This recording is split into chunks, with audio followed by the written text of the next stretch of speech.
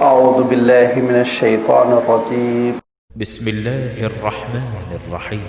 وإذ قلنا للملائكة اسجدوا لآدم فسجدوا إلا إبليس قال أأسجد لمن خلقت طينا قال أرأيتك هذا الذي كرمت علي لئن أخرتني إلى يوم القيامة لأحتنكن ذريته إلا قليلا قال اذهب فمن تبعك منهم فإن جهنم جزاؤكم جزاء موفورا واستفزز من استطعت منهم بصوتك وأجلب عليهم بخيلك ورجلك وشاركهم في الأموال والأولاد وعدهم وما يعدهم الشيطان إلا غرورا إن عبادي ليس لك عليهم سلطان وكفى بربك وكيلا. صدق الله العظيم. الحمد لله رب العالمين والصلاة والسلام على سيد المرسلين وعلى آله وأصحابه أجمعين أما بعد. سورہ بنی اسرائیل کا یہ 7واں رکوع ہے جس کے بھی آپ کے سامنے تلاوت کی گئی. 10 آیات پر مشتمل اس رکوع میں اللہ تعالیٰ نے اس حقیقت کا تذکرہ فرمایا جس کی وجہ سے آپ صلی اللہ علیہ وسلم کے زمانے میں اور آخرت تک لوگ دین کی مخالفت کرتے ہیں. آپ صلی اللہ علیہ وسلم کے زمانے میں آپ صلی اللہ علیہ وسلم کی مخالفت، کتاب کی مخالفت، دین کی مخالفت، اور اس زور و شور کے ساتھ کہ اب ہجرت کا زمانہ بالکل قریب آ چکا ہے اور جانتے ہیں ہجرت بالکل ٹرننگ پوائنٹ ہے، بہت بڑی تبدیلی ہوئی. ہجرت کے بعد سارے عالم سے خطاب شروع ہوا. لہذا اللہ تعالیٰ نے اس سورت میں، سورہ بنی اسرائیل میں، قریش کے رویے کے ساتھ ساتھ، قریش کی مخالفتوں کے ساتھ ساتھ بنی اسرائیل کی مخالفتوں کا بھی تذکرہ فرمایا. اگرچہ کہ ابھی آپ صلی اللہ علیہ وسلم مکہ مکرمہ میں ہیں، آپ نے ہجرت نہیں فرمائی اور راست ڈائریکٹلی ابھی آپ کا تعلق بنی اسرائیل سے نہیں پڑا، لیکن مکہ مکرمہ کے آخری دور میں بنی اسرائیل کے وفود آنے شروع ہو گئے تھے اور وفود سے زیادہ قریش کو انہوں نے بہکانا شروع کر دیا تھا. اسی لیے اللہ تعالیٰ نے اس سورت کا آغاز ہی بنی اسرائیل کے ان 2 واقعات سے فرمایا جو ان کے تاریخ کے بڑے مشہور واقعے تھے. پہلی آیت میں اللہ تعالیٰ نے آپ صلی اللہ علیہ وسلم کے سفر اسراء اور سفر معراج کا اشارہ فرمایا. سبحان الذی اسری بعبدہ لیلا من المسجد الحرام الى المسجد الاقصى الذی بارکنا حولہ لنریہ من آیاتنا انہ هو السمیع البصیر. تفصیل آپ کی خدمت پر رکھی جا چکی ہے کہ آپ صلی اللہ علیہ وسلم کا یہ سفر کا پہلا حصہ ہے جس کو اسراء کہتے ہیں. دوسرا حصہ معراج کا ہے جو سورۃ النجم میں آئے گا. اس تفصیل کے موقع پہ یہ بات نمایاں کی گئی تھی کہ آپ صلی اللہ علیہ وسلم کے سفر کے اس حصے کو اللہ تعالیٰ نے اس سورت کے آغاز میں اس لیے بیان فرمایا کہ یہ واقعہ آپ صلی اللہ علیہ وسلم کی عالمی اور آخری نبوت کی جانب ایک علامت اور ایک اشارہ ہے کہ سارے نبیوں کی اللہ تعالیٰ نے مسجد اقصی میں امامت کا موقع دے کر اور سارے نبیوں کو آپ صلی اللہ علیہ وسلم کی اقتداء میں لا کر ساری دنیا کو، ساری انسانیت کو یہ پیغام دے دیا کہ آپ صلی اللہ علیہ وسلم کی امامت کبریٰ ہے. آپ صلی اللہ علیہ وسلم کی رسالت وہ آخری رسالت ہے. آپ صلی اللہ علیہ وسلم کی نبوت وہ عالمگیر نبوت ہے۔ اب اس کے بعد سے اللہ تعالیٰ یہ ارشاد فرماتا ہے کہ اب جب یہ عالمی نبوت اور رسالت اور آخری اور فائنل رسالت یہ اللہ تعالیٰ کی جانب سے اس کی بعثت ہو چکی ہے، تو مخالفتیں یہ رنگ لانے والی نہیں، ان کا نتیجہ کچھ زیادہ اچھا برآمد نہیں ہونے والا ہے، اور اس کا نتیجہ مخالفین کی تباہی پر ختم ہوگا، اور اس کا نتیجہ یہ برآمد ہوگا کہ اللہ کے رسول صلی اللہ علیہ وسلم کو بہر صورت غلبہ ملے گا اور مخالفین وہ ناکام ہو کر رہیں گے۔ لہذا اللہ تعالیٰ نے بنی اسرائیل کے ان دو واقعات کا تذکرہ فرمایا جس میں انہوں نے جب کبھی اللہ تعالیٰ کی شریعت کو چھوڑا تو ان کو کیسے دھکا لگا، کیسے وہ تباہ و برباد ہوئے، اور اس کے بعد سے اللہ تعالیٰ نے اپنی بعض اور نشانیوں کا تذکرہ بھی کیا، اور پھر احکام اللہ تعالیٰ نے عنایت فرمائے کہ شریعت کے اہم احکام کیا ہے، اللہ تعالیٰ کی عبادت، نماز قائم کرنا، بندوں کے حقوق ادا کرنا، یہ ساری چیزوں کا تذکرہ کرنے کے بعد سے پھر دھیرے دھیرے اللہ تعالیٰ نے یہ بات ارشاد فرمائی کہ لوگ جو مخالفت کر رہے ہیں ان کا حشر وہی ہوگا جو قوم سمود کا ہوا، جنہوں نے حضرت صالح علیہ السلام کی مخالفت کی، اور اللہ تعالیٰ نے جو نشانی اور معجزہ عنایت فرمایا تھا اونٹنی کا، اس کے ساتھ بدتمیزی کی، لہذا ان کا کیا حشر ہوا، وہ ختم کر دیے گئے، وہ ہلاک کر دیے گئے۔ اب اس کے بعد جو 7واں رکوع شروع ہو رہا ہے اس میں آپ دیکھیں گے کہ اللہ تعالیٰ ارشاد فرما رہا ہے کہ مخالفت کی وجہ کیا ہے، روٹ کاز جس کو آپ کہتے ہیں، سبب۔ ہم جو کہتے ہیں نا دکھتی ہوئی رگ پر ہاتھ رکھ دینا، یہ کہ مرض کا سبب کیا ہے، کیوں یہ مخالفت ہو رہی ہے۔ آپ صلی اللہ علیہ وسلم کی مخالفت ہو رہی تھی، اور اکثر و بیشتر دین کی جو مخالفت ہوتی ہے یا اکثر و بیشتر دین پر عمل کرنے سے جو چیز رکاوٹ بنتی ہے، مانع بنتی ہے، وہ 3 چیزیں ہوتی ہیں۔ ان 3 چیزوں کا بھی گویا کہ جو واقعہ آ رہا ہے اس میں اشارہ ہے۔ نمبر 1 غرور، گھمنڈ، اپنے آپ کو بڑا سمجھنا، تکبر، انانیت، جس کی وجہ سے انسان دین پر عمل کرنے سے قاصر رہ جاتا ہے۔ نمبر 2 حسد، حسد کی وجہ سے انسان دین پر عمل کرنے سے وہ قاصر ہو جاتا ہے، رک جاتا ہے کہ سامنے والے کو دیکھ رہا ہے، اس پر نعمتوں کی بارش ہے، اس سے جلسی محسوس کر رہا ہے، لہذا اس کو کمتر کرنے کے لیے معلوم یہ ہوا کہ خود دین سے دور ہوتا چلا گیا۔ اور تیسری چیز جو ہے انسان کا ضدی پن، ضد کرنا، ایک پرانی چیز ہے، میں اس کو چھوڑنے والا نہیں ہوں، میں اس کا عادی ہوں، اور یہ میرا اپنا خصوصی مشغلہ ہے، یہ میری ہابی ہے، یہ تاثر دینے کی کوشش کرنا، یہ چیزیں انسان کے لیے بہت جان لیوا ثابت ہوتی ہے۔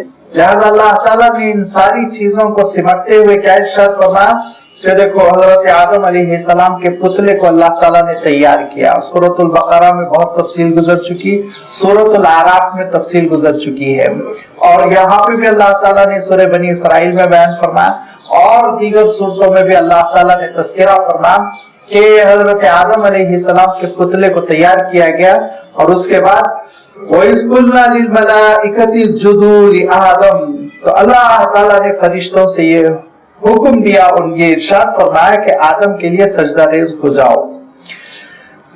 جب ہم نے کہا للملائکہ فرشتوں سے اسجدوا لآدم کہ وہ آدم کے لیے سجدہ کریں، فسجدوا الا ابلیس، سبوں نے سجدہ کیا، سارے فرشتوں نے سجدہ کیا سوائے ابلیس کے۔ یہ بھی وضاحت ہو چکی ہے سورۃ البقرہ میں بھی، سورۃ الاعراف میں بھی۔ مختصر اشارہ میں دوبارہ کر دیتا ہوں کہ ابلیس دراصل فرشتوں میں سے نہیں تھا، وہ فرشتہ نہیں تھا، اور نہ ہی فرشتوں میں اس کو کوئی منصب اور کوئی عہدہ حاصل تھا، جیسے کہ غلط فہمی سے ہم لوگ بس اوقات یہ سمجھ لیتے ہیں کہ استغفر اللہ وہ فرشتوں کا بھی معلم تھا، معلم الملائکہ، یہ بالکل غلط فہمی ہے، ایسی کوئی بات نہیں۔ لیکن چونکہ اس عالم بالا میں وہ جیتا تھا جہاں فرشتے رہتے تھے، اب تھا یہ جن، جیسے کہ آنے والی سورۃ الکہف میں اللہ تعالیٰ خود بہت وضاحت کے ساتھ ارشاد فرمائے گا کان من الجن ففسق عن امر ربہ، وہ تھا جن، اللہ کی نافرمانی کیا، برباد ہو گیا. تو وہ جن تھا اور ابلیس اس کا نام تھا، یہ اس کا اپنا شخصی نام. اور نام بھی کیسا ہے ابلیس؟ ابلیس کے بارے میں مفسرین نے کہا اس کے معنی ہے مایوسی کے، کیونکہ وہ اللہ کی رحمت سے ہمیشہ کے لیے مایوس ہے، اسی لیے اس کا نام ابلیس رکھا گیا. لہذا اللہ تعالیٰ ارشاد فرماتا ہے کہ فرشتے جو نورانی مخلوق ہے وہ سب تو سجدہ ریز ہو گئے. انہوں نے ایک سوال کیا فرشتوں نے، سورۃ البقرہ میں گزر چکا ہے، جب اللہ تعالیٰ نے اعلان فرمایا انی جاعل فی الارض خلیفہ، دیکھو زمین پر میں ایک ایسی مخلوق بنانے والا ہوں جس کو خلافت ارضی حاصل ہوگی. خلافت ارضی کیا ہے؟ ایک نسل کے بعد دوسری نسل آئے گی، آباد ہوگی، ایک نسل ہٹے گی، اپنا پوسٹ چھوڑ دے گی، اپنی کرسی چھوڑ دے گی، اپنا گھر، اپنی حکومت اقتدار چھوڑ دے گی، دوسری نسل پھر آباد ہوگی. تو فرشتوں کو یہ ذرا نظام سمجھ میں نہیں آیا. انہوں نے کہا مولا اگر یہ مسئلہ ہے تو پھر لڑائی ہوگی، ایک نسل کو بھگانے کے لیے، ہٹانے کے لیے پھر دوسری نسل لڑے گی. دیکھیے کتنی لڑائی ہوتی ہے ایک جنریشن کی دوسری جنریشن سے، اور ہر جنریشن یہ کہتی ہے دراصل گیپ ہو گیا ہے، کمیونیکیشن کا گیپ ہو گیا ہے. یہ گیپ کا مسئلہ نہیں ہے، یہ اقتدار کا مسئلہ ہے، یہ حکومت کا مسئلہ ہے. ہر آنے والی نسل چاہتی ہے پچھلی نسل جلد از جلد ریٹائرڈ ہو جائے، اپنی کرسی، اپنا عہدہ اور اپنا گھر اور اپنی اونرشپ چھوڑ کر ہٹ جائے تاکہ ہم منمانی کریں، ہم حکومت کریں. تو فرشتوں نے کہا مولا یہ تو خون بہائیں گے ایک دوسرے کا، بہت لڑیں گے. تو اللہ تعالیٰ نے ارشاد فرمایا ہاں لڑیں گے، لیکن میں جانتا ہوں کہ ان میں کیسے کیسے رہیں گے، کون کون پیدا ہوں گے وہ میں جانتا ہوں. اس کی تھوڑی وضاحت آنے والی ہے آگے. اللہ تعالیٰ نے ابلیس سے کیا کہا کہ میرے بندوں کے ساتھ تیرا کیا معاملہ رہے گا، انشاءاللہ بھی وہ آیت آ رہی ہے. لہذا اللہ تعالیٰ نے کہا کہ بہرحال یہ ہمارا ارادہ ہو گیا، ہم نے تہیہ کر لیا ہے کہ آدم کو پیدا کیا جائے، اور آدم کا ایک پتلا تیار ہے، اس کے لیے تم سجدہ کرو. فرشتوں نے فوراً بات مان لی اور وہ سجدے میں گر پڑے. فسجدوا، سجدہ کیا. دوسری جگہ اللہ تعالیٰ نے ارشاد فرمایا سب کے سب نے سجدہ کیا، فرشتوں میں سے کوئی بھی نہیں رکا، لیکن الا ابلیس، سوائے ابلیس کے، وہ رک گیا. سورۃ الاعراف میں اللہ تعالیٰ ارشاد فرمایا کہ ابلیس سے اللہ تعالیٰ نے ارشاد فرمایا کہ میں نے جب تجھ کو حکم دیا تو تو نے سجدہ کیوں نہیں کیا. اگر قرآن مجید کے مختلف مقامات سب ملا کے اگر ہم سمجھے اور اس طرح سے ہم قرآن مجید سمجھنے کی، قرآن فہمی حاصل کرنے کی کوشش کریں، بہت سے سوالات کھڑے ہی نہیں ہوتے، بہت سے سوالات ذہن میں ہی نہیں آتے جو صرف اور صرف قرآن مجید کی ترتیب سے قرآن مجید کو نہ سمجھنے کی وجہ سے ذہن میں آتے ہیں. مثلا لوگ کیا کہتے ہیں؟ لوگ نمبر ایک یہ کہتے ہیں کہ جب ابلیس فرشتوں میں سے نہیں تھا تو وہ سجدہ نہ کرنے سے اللہ تعالیٰ کیوں ناراض ہوا؟ آپ نے قرآن مجید کا پورا مطالعہ نہیں کیا. اللہ تعالیٰ نے نہ صرف فرشتوں کو حکم دیا تھا بلکہ ابلیس کو بھی حکم دیا تھا. چنانچہ اللہ تعالیٰ خود ارشاد فرماتا ہے اے ابلیس جب میں نے تجھ کو حکم دیا تھا سجدہ کرنے کا تو نے سجدہ کیوں نہیں کیا؟ تو اللہ تعالیٰ نے خود ابلیس کو حکم دیا تھا، وہ فرشتوں میں سے نہیں تھا، الگ جنس تھی، لیکن حکم دیا تھا اللہ تعالیٰ نے سجدہ کرنے کا، اور اس نے سجدہ نہیں کیا. اب جب سجدہ نہیں کیا تو اللہ تعالیٰ نے ارشاد فرمایا کہ یہ تو بہت ہی سخت نافرمانی ہے اور اس نافرمانی پہ تم کو سزا ملنے والی ہے. تو اس نے کیا کہا؟ قال اسجد لمن خلقت طینا، ضدی پر فرشتوں کو ایک بات سمجھ میں نہیں آئی اور انہوں نے پوچھا اللہ تعالیٰ سے اللہ یہ مخلوق تو خوریزی کرے گی. اللہ تعالیٰ نے کہا نہیں میں جانتا ہوں تم نہیں جانتے، اس سے زیادہ نہیں ارشاد فرمایا. فرشتوں نے کہا ختم قصہ، ضدی پر نہیں. ابلیس نے کیا کیا؟ ابلیس نے ضدی بن کر کے یہ کہا اسجد، کیا میں سجدہ کروں لمن خلقت طینا، جس کو آپ نے مٹی سے پیدا کیا. تو ایک تو ضدی بن اور دوسرے اس نے تکبر کا مظاہرہ کیا، غرور، گھمنڈ. اللہ تعالیٰ دوسرے مقام پر ارشاد فرماتا ہے اس نے کہا انا خیر منہ، میں آدم سے اچھا ہوں، بہتر ہوں. کیوں؟ اس لیے کہ خلقتنی من نار، آپ نے مجھے آگ سے پیدا کیا، وخلقتہ من طین، اور آدم کو آپ نے مٹی سے پیدا کیا. اور وہ سمجھتا تھا، اس کو یہ غلط فہمی تھی کہ آگ مٹی سے بہتر ہے، جبکہ اللہ تعالیٰ جانتا تھا کہ مٹی آگ سے بہتر ہے، اسی لیے اللہ تعالیٰ نے حضرت آدم کو مٹی سے پیدا کیا، اور ابلیس اس کا اصل ایلیمنٹ آگ ہے۔ ہم جو پیدا ہوئے ہیں وہ مٹی سے پیدا ہوئے ہیں، ہمارے جسم میں جتنے ایلیمنٹس ہیں وہ پورے کے پورے مٹی کے ایلیمنٹ ہیں، وہ مٹی میں مل جاتے ہیں، برابر برابر معاملہ ہو جاتا ہے۔ لیکن ابلیس کا معاملہ دوسرا تھا، وہ آگ سے پیدا کیا گیا تھا، لہذا اس نے یہ کہا کہ میں جب بہتر ہوں تو میں سجدہ نہیں کروں گا۔ غرور کا مظاہرہ بھی کیا، تکبر کا مظاہرہ کیا، اپنے آپ کو بہتر سمجھا۔ اللہ تعالیٰ ارشاد فرماتا ہے کہ کوئی بہتر ہے نہیں ہے، اس کا فیصلہ تجھے کرنے کی ضرورت نہیں ہے، میں نے حکم دیا تھا سجدہ کرنے کا، تجھ کو سجدہ کرنا چاہیے تھا، لہذا تو نے سجدہ نہیں کیا، تو اب تو یہاں سے نکل جا، ذلتوں کے ساتھ یہاں سے نکل جا، میرے رحمتوں سے محروم ہو کے یہاں سے نکل جا۔ تو اس نے کیا کیا؟ اس نے کہا قال ارایتک ھذا الذی کرمت علی، اس مٹی کے پتلے کو آپ نے مجھ پر فضیلت دے دی۔ قال اس نے کہا ارایتک، اے اللہ آپ دیکھ ہی رہے ہیں، ھذا الذی کرمت علی، یہ وہ ہے جس کو آپ نے مجھ پر اکرام کیا ہے، جس کا، اور مجھ پر جس کو آپ نے، اس کو مجھ پر آپ نے ترجیح دے دی، ان کو زیادہ آپ نے بزرگی شرافت عطا کر دی، کرمت علیہ، لہذا آپ نے ان کو اہمیت دے دی، آپ نے ان کو بزرگی دے دی، ان کو آپ نے مکرم کر دیا، اکرام کیا، ان کے ساتھ اعزاز کیا، لہذا اس کا نتیجہ یہ ہوگا لیکن اخرتنی، کہ اے اللہ اگر آپ مجھے مہلت عنایت فرمائیں الی یوم القیامہ، قیامت تک کے لیے، لأحتنکن ذریتہ الا قلیلا، تو میں ضرور ساری آدم کی نسل کو اچک لوں گا۔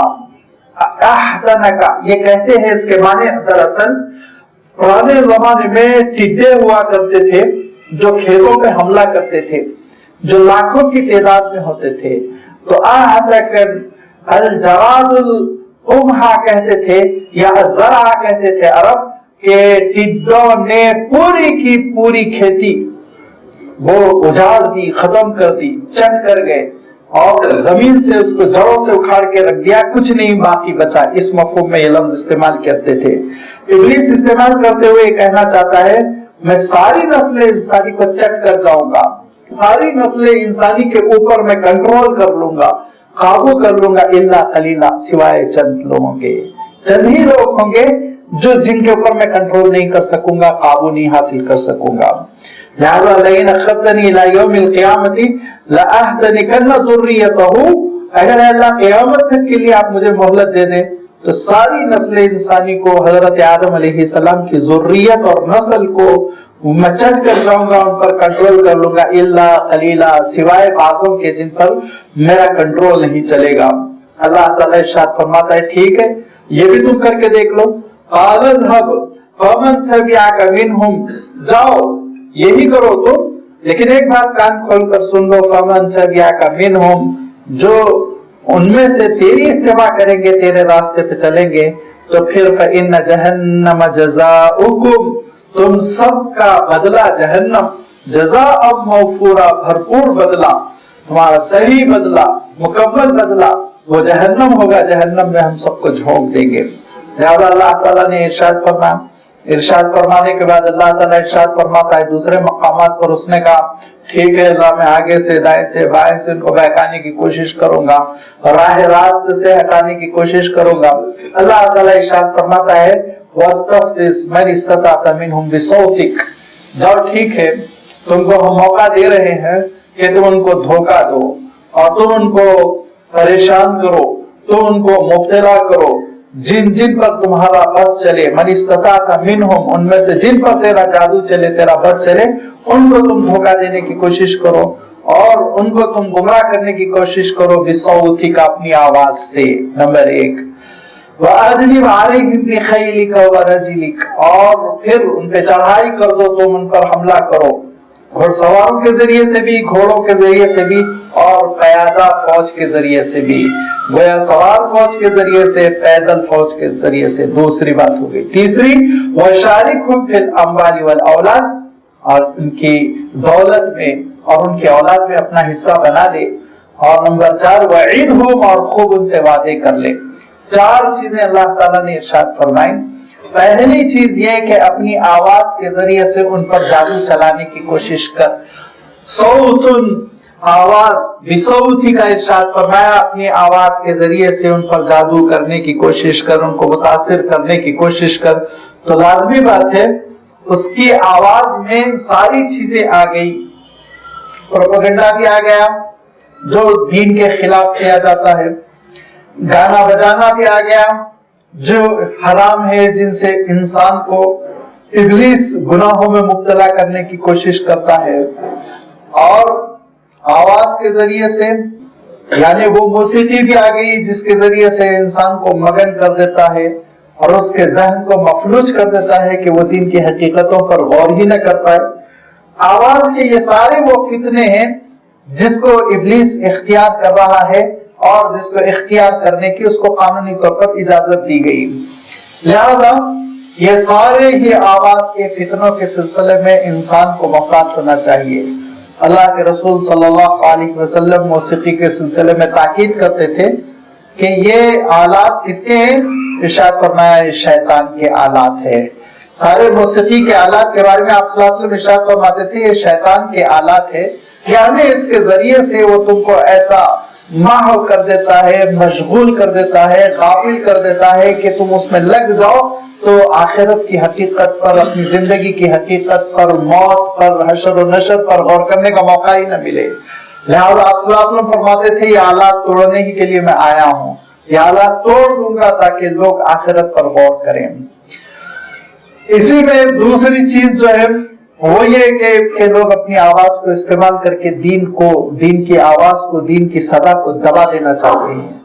اور آپ صلی اللہ علیہ وسلم کے دور میں تو جب آپ صلی اللہ علیہ وسلم قرآن پاک کی تلاوت کر کے دین پہنچانا چاہتے تو یہ ابلیس کے چیلے یہ کہا کرتے تھے کہ خوب چیخو, اتنا شور کرو کہ کان سنی آواز سنائی نہ دے اور محمد کی صلی اللہ علیہ وسلم بات لوگ سن نہ سکے.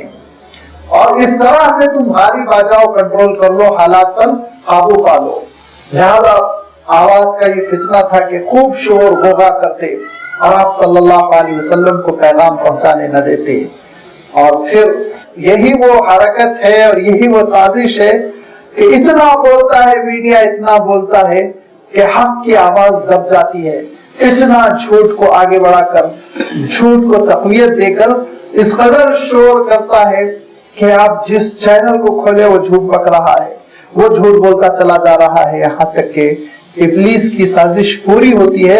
لہذا اللہ تعالیٰ ارشاد فرماتا ہے کہ انسانوں کو بہکانے کے لیے ابلیس کو جو اجازت ملی ہوئی ہے تو اس کو آواز کے ذریعے سے بھی بہکانے کی اجازت ملی ہے. اور دوسری بات یہ کہ وہ اجلب علیہم بخیلک ورجلک, اور خیلن تو آپ جانتے ہیں گھوڑے کو کہتے ہیں, رجل کہتے ہیں پیدل چلنے والی فوج کو. لہذا اللہ تعالیٰ ارشاد فرماتا ہے اجلب علیہم, ان پہ چڑھاؤ کر دے, ان پہ حملہ تو کر سکتا ہے, تجھ کو اجازت ہے سواروں کے ذریعے سے بھی, پیادہ فوج کے ذریعے سے بھی, پیدل فوج کے ذریعے سے بھی. لہذا جب کبھی دین کی مخالفت ہوئی تو آپ دیکھیں گے کہ سواریاں بھی خوب استعمال ہوئی, زمینی لڑائیاں بھی ہوئی. دونوں لڑائیاں ہمیشہ اسلام کے خلاف ہوتی رہی, ہو رہی ہیں, ہوتی رہیں گی قیامت تک, کیونکہ اللہ تعالیٰ نے ابلیس کو اس میدان میں چھوٹ دی ہے, اختیار دیا ہے, تم استعمال کر سکتے ہو. لہذا معلوم یہ ہوا کہ زمینی لڑائی بھی چل رہی ہے, معلوم یہ ہوا کہ بمباری بھی ہو رہی ہے, سواریاں بھی استعمال کی جا رہی ہے, ٹینکر بھی استعمال کیے جا رہے ہیں. یہ کیے جائیں گے کیونکہ اللہ تعالیٰ نے ابلیس کو موقع دے رکھا ہے, قیامت تک یہ ہوگا. اور تیسری چیز بہت خطرناک ہے کہ پہلی دو چیزوں سے تو ہم بچ سکتے ہیں, احتیاطی انتظام کر سکتے ہیں, لیکن تیسری چیز ذرا خطرناک ہے کیونکہ یہ جو ہے یہ بیماری کے جو جراثیم اندر سے جو نکل کے انسان کو بیمار کر دیتے ہیں وہ بہت خطرناک ہوتے ہیں. وَشَارِكْهُمْ فِي الْأَمْوَالِ وَالْأَوْلَادِ, اور اللہ تعالیٰ نے کہا کہ تجھے اجازت ہے اس بات کی تو مشارکت کرے, شرکت کرے ان کی دولت میں بھی اور ان کی اولاد میں بھی. اولاد میں شیئر کیسے کرے گا؟ اولاد پہلے اموال میں یعنی دولت میں کیسے شیئر کرے گا؟ اس کے دو طریقے ہیں. ابلیس جو شیئر کرتا ہے ہماری دولت میں دو طریقوں سے, آمدنی سے, خرچے سے. حرام آمدنی جہاں ہوئی ابلیس کا حصہ طے ہو گیا. یہ تو آمدنی میں رشوت کے ذریعے سے اس کا شیئر ہو گیا. آمدنی جب حلال ہوگی، عقل حلال، جب بندہ عقل حلال کا عادی ہوگا تو وہ تو ایک دعا کرنے سے حالات بدل جائیں گے. لہذا ابلیس بہت پریشان رہتا ہے. عقل حلال کا ایک سجدہ وہ ابلیس کے لیے مصیبت ہو جائے گا. عقل حلال کی ایک دعا ابلیس کے لیے مصیبت. عقل حلال کا اعتماد، کانفیڈنس، وہ ابلیس کے لیے مصیبت. لہذا اب ابلیس کوشش کرتا ہے کہ اپنی شرکت ہو اس میں، کیسے کہیں سے حرام اس میں ملایا جائے، سود کا کچھ حصہ ملایا جائے، رشوت کا کچھ حصہ ملایا جائے، ناجائز آمدنی کا کہیں نہ کہیں سے کچھ حصہ ملایا جائے. پوری کوشش کرتا ہے. لہذا جب شرکت ہو جاتی ہے آمدنی میں ابلیس کی تو پھر اس کو خطرہ نہیں رہ جاتا. نہ موصوف کی دعائیں رنگ لائیں گی اور نہ ہی سجدے رہ جائیں گے اور نہ اعتماد باقی رہ جائے گا. لہذا پہلی کوشش آمدنی حرام کرو. دوسری کوشش، اگر آمدنی حرام نہیں ہے، بندہ بہت کامیاب ہو گیا، حلالی پر اکتفا کرتا ہے، تو خرچ کرنے میں کم سے کم ابلیس کی مدوں میں خرچ کرا دیا جائے، اسراف میں خرچ کرا دیا جائے، ناچ گانے پہ خرچ کرا دیا جائے، بےہودہ مصارف پر خرچ کرا دیا جائے، گناہ کے کام پر خرچ کرا دیا جائے. کم سے کم اتنا ثواب تو ابلیس کو مل جائے کہ کہیں غلط جگہ یہ خرچ کر دے. لہذا خرچے میں پھر وہ کوشش کرتا ہے انسان گناہ کے کام میں خرچہ کر دے اور ابلیس کو اس کی شرکت کا موقع مل جائے. وہ شریکہم فی الاموال. اور یہی نہیں بلکہ جب آپ کھانا کھاتے رہتے ہیں تو پوری کوشش کرتا رہتا ہے کہ آپ کے ساتھ کھانے میں شیئر کرے. آپ صلی اللہ علیہ وسلم نے کیا ارشاد فرمایا؟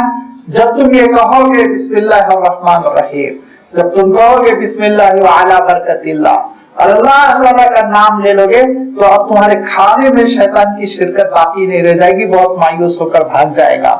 اور ارشاد فرمایا جب اللہ تعالیٰ کا نام لیے بغیر کھانا شروع کرو گے، ایک لقمہ تم کھاؤ گے، ایک لقمہ وہ کھائے گا. اسی لیے صحابہ کا عالم یہ تھا کہ ہفتوں میں ایک ایک کھجور کھاتے ہوئے وہ زندگی بحال، جہاد بھی کر رہے ہیں، سفر بھی کر رہے ہیں. اور ہمارا عالم یہ کہ تینوں ٹائم قطع بھر کے کھا رہے ہیں، پیٹ نہیں بھر رہا ہے، کمزوری. کیوں؟ بڑا حصہ تو ابلیس کھا رہا ہے، بڑا حصہ تو ابلیس کھا رہا ہے. لہذا آپ صلی اللہ علیہ وسلم نے تاکید فرما دی کہ تم کہو بسم اللہ، اور یہ کہو تم بسم اللہ وعلی برکت اللہ. اور اگر تم بھول جاؤ تو بسم اللہ اولہ و آخرہ کہہ لو تاکہ ابلیس اپنا حصہ نہ بنا سکے، مایوس ہو کر چلا جائے، تمہارے دسترخوان سے اٹھ کے وہ نکل جائے. آپ صلی اللہ علیہ وسلم کے دور میں ایک صاحب آئے اور جیسے اڑی پڑھتے ہیں ہم جو استعمال کرتے ہیں اصطلاح کہ کھانے کے اوپر ان کا ہاتھ پہنچا تو آپ صلی اللہ علیہ وسلم نے ہاتھ پکڑ دیا اور ہاتھ پکڑ کے کہا پہلے بسم اللہ کہو. جب بسم اللہ نہیں کہا جاتا ہے تو پھر ابلیس کا بھی کھانے میں حصہ بن جاتا ہے. تو ہماری ساری آمدنی میں، ہماری ساری محنتوں میں اور ہماری ساری جائیداد میں ابلیس اس بات کی کوشش کرتا ہے کہ اس کا بھی شیئر ہو، اس کا بھی حصہ ملے. لیکن جب وہ اللہ کے حکم کے مطابق ہوگی اور ہم اللہ کو یاد کرتے ہوئے اس کے احکام کے مطابق اس کو استعمال کریں گے تو ابلیس بہت مایوس ہو کر اٹھ جائے گا، اس کا ذرہ برابر حصہ نہیں ہوگا. وَشَارِكْهُمْ فِي الْأَمْوَالِ وَالْأَوْلَادِ. اولاد میں بھی ابلیس حصہ بناتا ہے. اتنے نیک صالح بیٹے ان کو مل گئے، یہ کیسے ہو سکتا ہے؟ لہذا پوری کوشش کرتا ہے کہ اولاد کو وہ ذرا سا دینی ڈگر سے ہٹائے. اس کے لیے اولاد میں شیطان کی مشارکت کیسے ہوتی ہے؟ فرمایا اولاد کی غلط تربیت کے ذریعے سے، اولاد کو بے دینی کے راستے پر گامزن کرنے کے ذریعے سے، اولاد کو اللہ تعالیٰ کی نافرمانی پر قربان چڑھانے کی شکل میں ابلیس کی اولاد میں شرکت ہو جاتی کہ آپ پرورش کر رہے ہیں، آپ خرچ کر رہے ہیں، آپ محنت کر رہے ہیں، آپ ان کے پیچھے شب و روز لگے ہوئے ہیں، لیکن وہ ابلیس کے کام آ رہے ہیں. یہ ہے ابلیس کی مشارکت، وہ ابلیس کے مقصد کے لیے استعمال ہو رہے ہیں. لہذا اولاد کی دینی تربیت ہو، دینی سانچے میں ان کو ڈالا جائے، اللہ تعالیٰ کے احکام کے مطابق ان کو پروان چڑھایا جائے، ان کی گروتھ جو ہو وہ اسلامی نشو نما ہو، تو پھر اس کے بعد اولاد میں ابلیس کا کوئی حصہ نہیں رہ جاتا.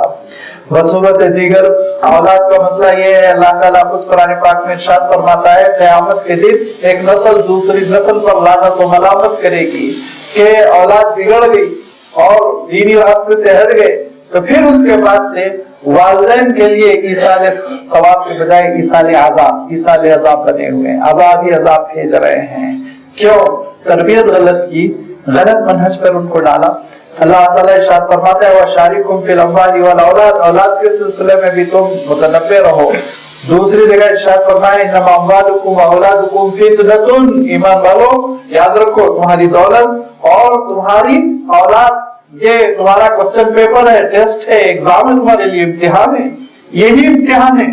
دولت کے ذریعے سے، مال کے ذریعے سے اللہ تعالیٰ کا تقرب چاہتے ہو یا پھر گمراہی کا راستہ، اولاد کے ذریعے سے دین چاہتے ہو یا گمراہی بددینی، لہذا دونوں امتحانوں کے ذریعے سے اللہ تعالیٰ تم کو آزماتا ہے، تمہارا امتحان لیتا ہے۔ یہ دونوں کو اللہ کے احکام کے مطابق ڈھالو اور اللہ کے احکام کے مطابق تم ان کو لگا دو تو تم اپنے امتحان میں کامیاب ہو۔ ارشاد فرمایا ابلیس کی کوشش رہے گی کہ دونوں امتحانات میں تم کو ناکام کر دے، دولت کے امتحان میں بھی ناکام کر دے، مال کے امتحان میں بھی تم کو ناکام کر دے، اولاد کے امتحان میں بھی تم کو ناکام کر دے۔ لہذا اعلان کر دیا گیا کہ دیکھو ابلیس جس راستے پر چل رہا ہے وہ راستہ کیا ہے، وہ شارککم فی الاموال والأولاد، کہ وہ اولاد میں بھی دولت میں بھی مشارکت چاہتا ہے، حصہ چاہتا ہے، اور پھر انسان بگڑتا چلا جاتا ہے تو ایک وقت یہ آتا ہے کہ یہی دولت اور مال اور یہی اولاد یہ غیر خدا کے لیے قربان کرنے لگتا ہے انسان، غیر خدا باطل بتوں کے لیے، مجسموں کے لیے، مندروں کے لیے، ڈھانچوں کے لیے ان کو لیے وقف کرنے لگتا ہے، قربان کرنے لگتا ہے، ذبح کرنے لگتا ہے، ان کے لیے خاص کرنے لگتا ہے، ان کے لیے نظر و منت مانگنے لگتا ہے۔ لہذا ابلیس یہ دونوں چیزوں کو تباہ و برباد کر کے پھر انسان کو خسارے میں اور گھاٹے میں مبتلا کرتا ہے۔ اللہ تعالیٰ نے ابلیس کی سازش کی تیسری شکل کو بھی کھول کر بیان کر دیا کہ وہ آواز کے فتنے سے تم کو بہکائے گا،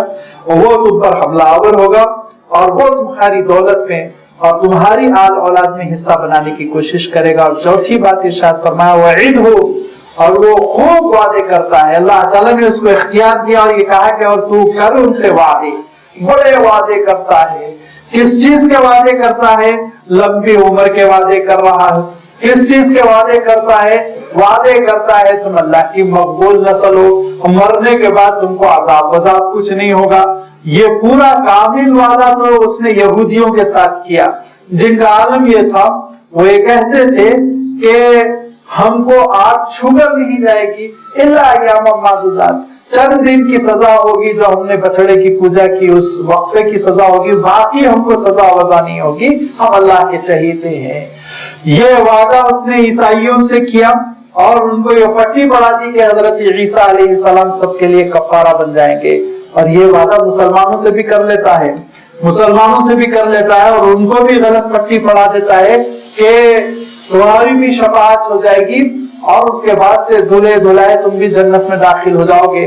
لیکن اللہ تعالیٰ کا ارشاد فرماتا ہے اور قرآن مجید میں جو اللہ تعالیٰ نے تفصیل بیان فرما دی، شفاعت کے سلسلے میں شفاعت تو ہوگی لیکن شفاعت کے ہونے تک جو بھگتنا پڑے گا وہ کیا کم مصیبت ہوگی اس کا آپ اندازہ نہیں کر سکتے۔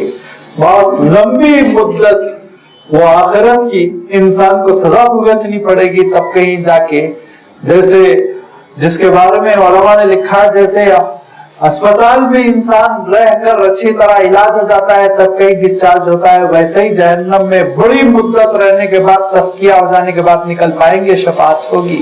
تو وہ بڑی سزا بھگتنے کے لیے کون تیار ہو سکتا ہے؟ لیکن ہے ابلیس وعدے کر رہا ہے، سبز باغ دکھاتا ہے آخرت کے سلسلے میں، سبز باغ دکھاتا ہے دنیا کے سلسلے میں، لمبی عمر اور ابھی ختم ہونے کا کبھی تصور نہیں، ابھی تو بہت باقی ہے، اور اسی میں انسان کو مصروف رکھنے کی کوشش کرتا ہے، لہذا انسان اسی میں مصروف ہے۔ اللہ تعالیٰ ارشاد فرماتا ہے یہ وعدوں کے سلسلے میں، سبز باغ دکھانے کے سلسلے میں، پٹی پڑھانے کے سلسلے میں بھی شیطان کو اللہ تعالیٰ نے موقع دیا کہ اس سازش کے ذریعے سے بھی وہ انسانوں کو محروم کر سکتا ہے، دین کی مخالفت پر مجبور کر سکتا ہے۔ آپ صلی اللہ علیہ وسلم کے زمانے میں بھی یہی ہو رہا ہے کہ آواز بھی استعمال کی جا رہی ہے، حملے بھی ہو رہے ہیں، مال دولت اور اولاد بھی دین کے خلاف لگائی جا رہی ہے، اور مشرکین سے، مکے کے لوگوں سے جو نافرمان ہوئے جا رہے ہیں، وعدے بھی ہو رہے ہیں تم کو غلبہ ملے گا، تم کو کامیابی ملے گی، لیکن اللہ تعالیٰ ارشاد فرماتا ہے بندو ذرا سا عقل سے کام لو، وما یعدہم الشیطان الا غرورا، شیطان دھوکے کے وعدے کرتا ہے، غلط وعدے کرتا ہے، شیطان دھوکے کے وعدے کرتا ہے، وہ یہ کہتا ہے تمہاری بہت لمبی عمر ہوگی، لیکن کبھی بھی کسی بھی وقت اللہ تعالیٰ کا پیغام اجل آ جاتا ہے اور بندہ حسرت کے ساتھ دنیا سے رخصت ہو جاتا ہے۔ یہ ابلیس وعدہ غلط کرتا ہے، اور آخرت میں کوئی چیز کام آنے والی نہیں، انسان کے اعمال کام آنے والے ہیں، اللہ تعالیٰ کی فرما برداری کام آنے والی ہے، اور کام آنے والی چیزیں عبادتیں ہیں، طاعتیں ہیں، نبیوں اور رسولوں کی فرما برداری کام آنے والی ہے۔ لہذا اللہ تعالیٰ ارشاد فرماتا ہے کہ دیکھو وما یعدہم الشیطان، اور لوگوں سے ان سے شیطان نہیں وعدہ کرتا مگر یہ کہ الا غرورا، دھوکے کا وعدہ، جھوٹا وعدہ، وہ وعدہ وفا نہیں کرتا۔ اس کا عالم یہ ہے کہ اللہ تعالیٰ اپنے کلام پاک میں یہ بیان فرماتا ہے کہ قیامت کے دن ابلیس برات کا اظہار کرے گا اور یہ کہے گا کہ مولا یہ ان کی خود خواہش تھی جس کی وجہ سے انہوں نے یہ گناہ کیے تھے، میرا کیا تھا اللہ، میں تو صرف تھوڑا سا پروپیگنڈا کیا تھا، تھوڑی سی میں نے ان کو دعوت دی تھی، گردن پکڑ کے تھوڑی کہا تھا کہ ان کو سود کھاؤ، میں نے گردن پکڑ کے تھوڑی کہا تھا رشوت لیا کرو، کان میں نے کہہ دیا تھا رشوت لوگے نہ بنگلہ بن جائے گا، فلاں ضرورت ہے بیٹی کی شادی ہو جائے گی، لے لو 2 لاکھ روپے آ رہے ہیں، بلا وجہ کیوں محروم ہونا چاہتے ہو۔ لہذا خواہش تو خود ان کی تھی، فائدہ تو خود ان کا تھا، بس یہ کہ میرا پروپیگنڈا تھا۔ آج آپ ان کو اے اللہ ڈبل سزا دیجئے، برات کا اظہار کرے گا اور پھر بندہ پھنس کر رہ جائے گا۔ لہذا اللہ تعالیٰ ارشاد فرماتا ہے یہ تو دھوکے باز ہے، یہ تم کو دھوکہ دے رہا ہے، اور یہ تمہاری اور اس کی لڑائی حضرت آدم علیہ السلام کی پیدائش کے وقت سے شروع ہو گئی، یہ لڑائی قیامت تک جاری رہنے والی ہے، ختم نہیں ہونے والی ہے۔ لہذا اس لڑائی کو تم سمجھنے کی کوشش کرو، اس لڑائی میں تم شیطان کے اگر شکار ہو جاؤ گے، اور اس لڑائی میں اگر تم ابلیس کی جو سازش ہے اس کے شکار ہو جاؤ گے تو تم بھاری نقصان اٹھاؤ گے۔ شعور سے کام لو، عقل سے کام لو، اگر عقل سے کام لو گے تو اللہ تعالیٰ نے جو فرشتوں سے فرمایا تھا کہ میں بندوں کو جو پیدا کر رہا ہوں اور میں جو زمین پر خلیفہ کو بھیج رہا ہوں اس کی کچھ شان الگ ہوگی، تو تمہارے اندر وہ شان پیدا ہوگی۔ اس کے لیے اللہ تعالیٰ نے ابلیس کے سامنے ایک لفظ ارشاد فرمایا، کیا فرمایا؟ ان عبادی لیس لک علیہم سلطان وکفی بربک وکیلا۔ ان عبادی فرمایا، عبادی جو میرے پیارے بندے ہوں گے نا، میرے اچھے بندے ہوں گے، میرے اچھے بندوں پر، میرے اپنے بندوں پر تیرا جادو نہیں چل سکے گا، کچھ نہیں کر سکے گا۔ لیس لک علیہم سلطان، تیرا زور میرے اپنے بندوں پر نہیں چل سکے گا۔ اب آپ ذرا سوچئے کہ اللہ تعالیٰ نے فرشتوں کو جب یہ کہا کہ حضرت آدم علیہ السلام کے لیے سجدہ ریز ہو جائے، انہوں نے کہا کہ مولا ہم ایک ایسی مخلوق کو کیسے تسلیم کریں جو زمین پر خوریزی کرنے والی ہے؟ تو اللہ تعالیٰ نے ارشاد فرمایا کہ نہیں، دیکھو میں جانتا ہوں جو تم نہیں جانتے۔ اس وقت اللہ تعالیٰ نے فرشتوں کو ایک حقیقت نہیں بتلائی۔ وہ حقیقت کیا ہے کہ یہ ایسی مخلوق ہوگی جن کے بارے میں اللہ تعالیٰ ارشاد فرمایا کہ انی جاعل فی الارض خلیفہ، زمین پر خلیفہ ہوں گے، تو یہ ایسی پیاری مخلوق ہوگی، ان میں انبیاء علیہ السلام تسلیم بھی ہوں گے اور رسول بھی ہوں گے اور صدیقین اور شہداء بھی ہوں گے اور صالحین بھی ہوں گے، نیکوکار بھی ہوں گے، محسنین بھی ہوں گے، اور اللہ تعالیٰ کے لیے سب کچھ گوارا کرنے والے، اللہ تعالیٰ کے لیے سب کچھ قربان کرنے والے بھی ہوں گے۔ لہذا اللہ تعالیٰ فرشتوں پر فخر کرے گا قیامت کے دن کہ میں نے جو کہا تھا نا، دیکھو آج کیسے کیسے بندے میرے میدان میں، میرے دربار میں کھڑے ہوئے ہیں۔ اور ابلیس سے جب یہ مسئلہ ہوا کہ وہ انکار کیا، اور انکار کرنے کے بعد اس نے کہا کہ میں خوب بھٹکا کر رہوں گا، دین سے دور کر کے رہوں گا، برگشتہ کر دوں گا اللہ آپ کی تعلیمات سے، اللہ آپ سے دور کر کے چھوڑوں گا اس مخلوق کو۔ تو اس موقع پہ اللہ تعالیٰ نے کس چاؤ کے ساتھ فرمایا ان عبادی لیس لک علیہم سلطان، میرے بندوں پر تیرا جادو نہیں چلے گا۔ کیا فخر کر رہا اللہ تعالیٰ، کس پیارے لہجے سے کہہ رہا ہے ان عبادی، میں اس سے پہلے کہہ چکا ہوں کہ آپ اس کو ذہن میں رکھیے کہ اللہ تعالیٰ نے اس صورت میں 2 مقام پر عبادی کا یہ لفظ ارشاد فرمایا. ایک تو اس سے پہلے ارشاد فرمایا قل لعبادی یقول التی ہی احسن، میرے بندوں سے کہیے کہ اچھی بات کریں، بھلی بات کریں، پیاری بات کریں، جو بات عمدہ ہے وہ بات کریں. کیوں؟ ان الشیطان یزغ بینہم، ان الشیطان کان للانسان عدوا مبینا، شیطان انسان کے درمیان جھگڑے پیدا کرنا چاہتا ہے، اور انسان کے اندر جو فتنے شیطان پیدا کرنا چاہتا ہے اور انسانوں کے درمیان جو دوریاں پیدا کرنا چاہتا ہے شیطان، اس کے لیے انسان کی زبان استعمال کرتا ہے، زبان استعمال کرتا ہے. لہذا غلط زبان استعمال نہ کرو، بھلی زبان، نرم زبان استعمال کرو. وہاں پہ بھی اللہ تعالیٰ نے عبادی کا لفظ ارشاد فرمایا، یہاں بھی اللہ تعالیٰ نے عبادی کا لفظ ارشاد فرمایا. قرآن مجید میں اللہ تعالیٰ نے مختلف مقامات پر تقریباً 20 مقامات ایسے ہیں جہاں عبادی کا لفظ ارشاد فرمایا. اور آپ کو وہ بھی یاد ہوگا کہ سورہ بنی اسرائیل کے آغاز میں جب پہلی آیت آئی تھی سبحان الذی اسری بعبدہ، عبدہ کا لفظ آیا تھا، تو اس وقت میں نے وضاحت کی تھی کہ جب اللہ تعالیٰ اپنے رسولوں کو، عام آدمیوں کی بات نہیں ہو رہی، اپنے رسولوں کو اللہ تعالیٰ بہت ہی اعزاز و اکرام کے ساتھ نوازنے کی بات کرتا ہے تو وہاں لفظ عبد استعمال کرتا ہے، رسول کا لفظ بھی استعمال نہیں کرتا. اب یہاں پہ اللہ تعالیٰ نے معراج کا تذکرہ فرمایا تو یہ ارشاد فرمایا کیا؟ سبحان الذی اسری بعبدہ، برسولہ کا لفظ نہیں ہے، بنبیہ کا لفظ نہیں ہے، بلکہ کیا ہے؟ حالانکہ معجزے کا تذکرہ، معراج کا تذکرہ تو رسول کے ساتھ زیادہ سوٹ کرتا ہے. اگر اللہ تعالیٰ جو ارشاد فرماتا سبحان الذی اسری برسولہ تو ذرا سا خوبصورتی زیادہ دکھتی، لیکن اللہ تعالیٰ کیا ارشاد فرمایا؟ سبحان الذی اسری بعبدہ. یہ نہیں، جو سب سے زیادہ معرکۃ العراج جنگ تھی جو رمضان المبارک میں لڑی گئی تھی، جس کے بعد سے اسلام کا غلبہ شروع ہوا، اسلام کے غلبے کی پہلی لڑائی جو حضور اکرم صلی اللہ علیہ وسلم کے زمانے میں لڑی گئی وہ بدر. اس بدر کے سلسلے میں اللہ تعالیٰ کیا ارشاد فرمایا؟ جو کچھ فتح اور کامیابی ہم نے نازل کی کس پر؟ وما انزلنا علی عبدنا یوم الفرقان یوم التقى الجمعان. وہاں بھی ارشاد فرمایا جب 2 جماعتوں میں جھگڑا ہوگا، 2 گروپس میں، تو ہم نے فرق کر دینے والے دن، حق و باطل کے درمیان فرق کر دینے والے دن، جو کچھ مدد ہم نے اپنے بندے محمد پر صلی اللہ علیہ وسلم نازل فرمائی. اب ان کا لفظ ہے وہاں بھی. قرآن مجید کے نزول کا مسئلہ آیا تو کیا ارشاد فرمایا؟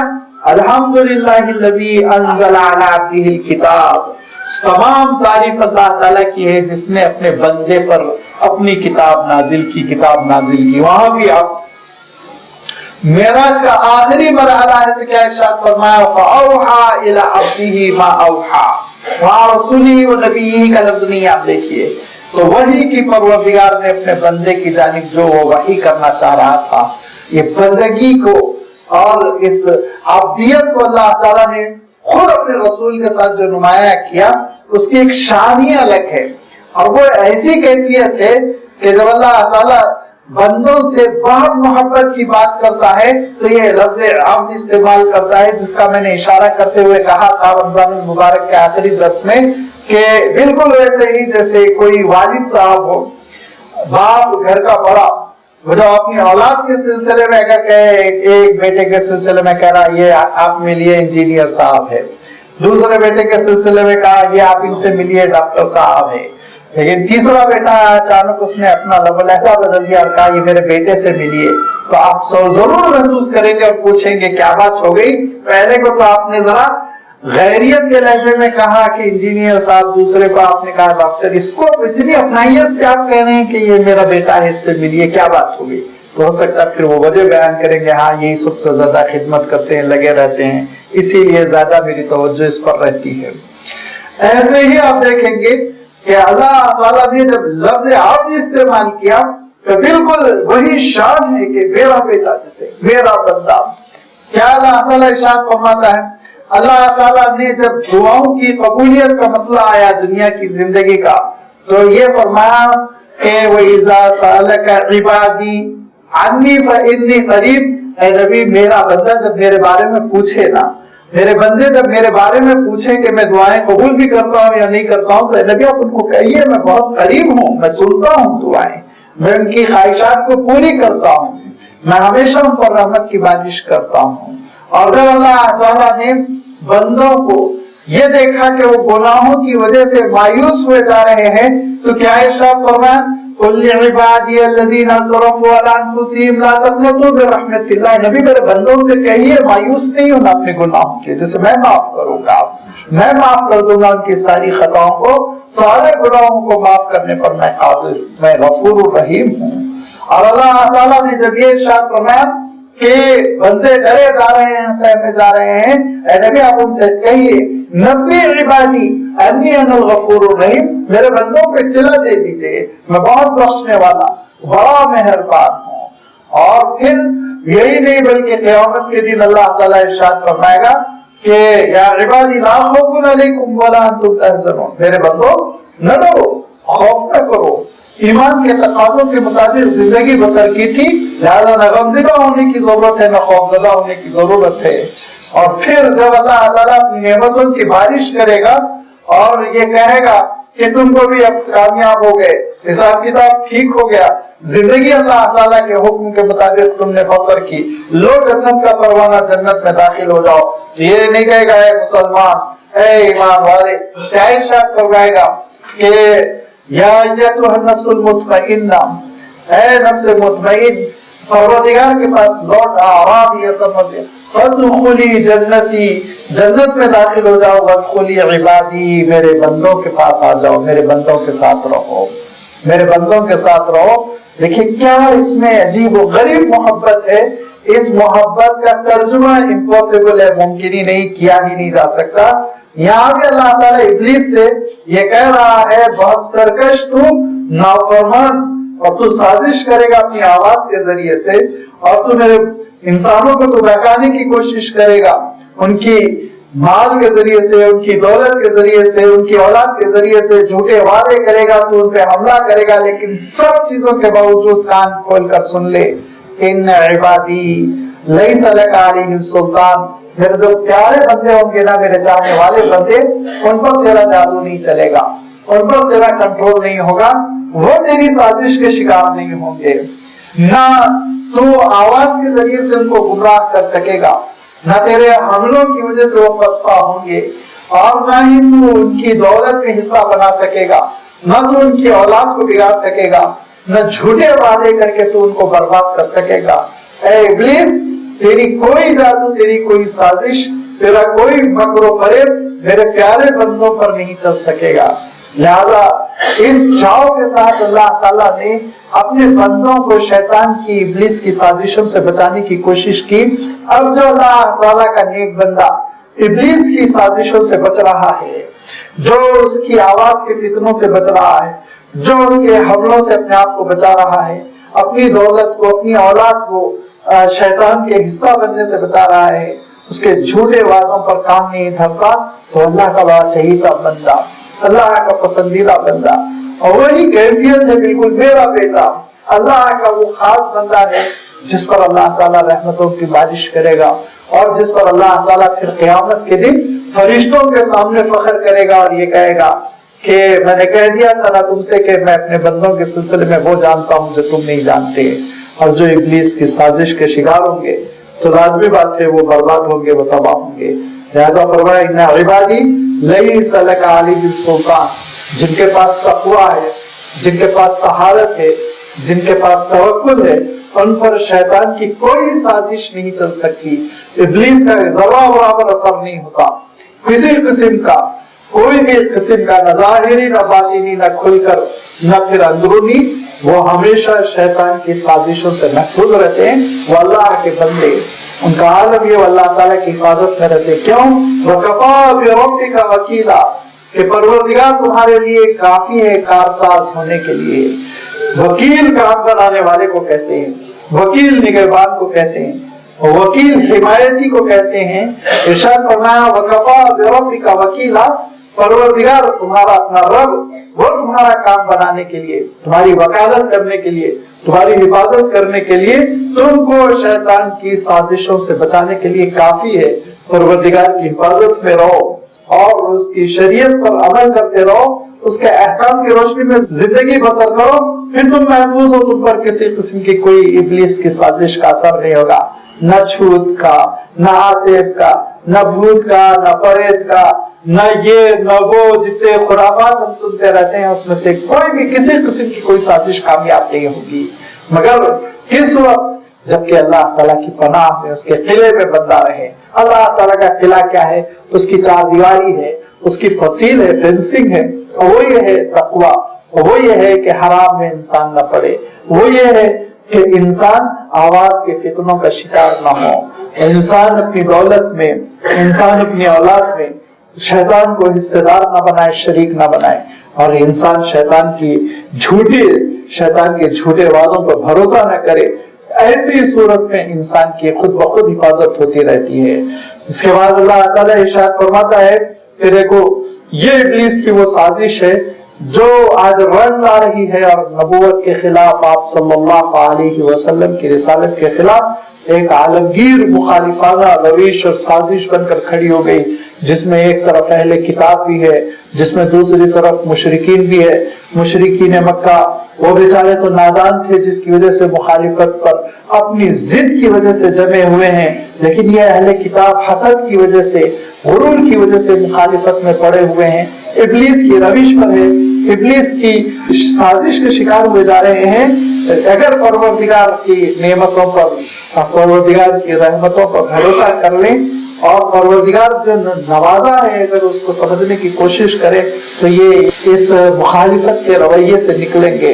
अल्लाह ताला ने अपनी नेमत का एक जिक्र किया और उस नेमत के तस्करे के बाद अल्लाह ताला ने इरशाद फरमाया, देखो लेकिन अगर अल्लाह की नाशुक्री हो तो अल्लाह ताला कैसे कैसे सजा देने पर कादिर है। और फिर अल्लाह ताला ने अपनी बात का इख्तिताम फरमाया इंसान की फजीलत पर। ये आयतें गच्चे की तिलावत कर दी गई थी, लेकिन चूंकि वक्त ज्यादा हुआ जा रहा है और उनकी वजाहत देर तलब है, लिहाजा इंशाअल्लाह आइंदा इतवार उसकी वजाहत आपकी खिदमत में रखी जाएगी। व आखिर दावाना अनिल हम्दुलिल्लाहि रब्बिल आलमीन।